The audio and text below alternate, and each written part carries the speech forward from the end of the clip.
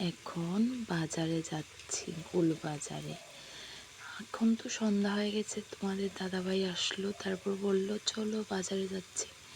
আমরা এখন গোল বাজারে যাচ্ছি কিছু বাজার নিয়ে, কিছু বাজার করার জন্য। একটু মিনি ছোট্ট একটা ব্লগ শেয়ার করলাম তোমাদের মাঝে।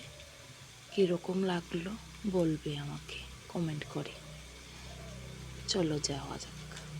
রাস্তা যেতে যেতে এক্ষণ বললো তোমাদের দাদা পেট্রোল শেষ হয়ে গেল, তার জন্য পেট্রোল ভরতে চলে গেলাম। পেট্রোলেরও একটু মোটামুটি লাইন ছিল, তারপর আমরা পেট্রোল ভরে নিলাম।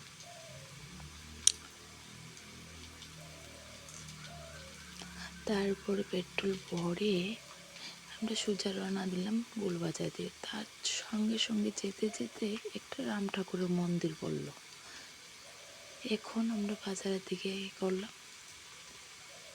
আছে মোটামুটি বাজার ছিল, সেরকম ছিল না বাজার। টাটা।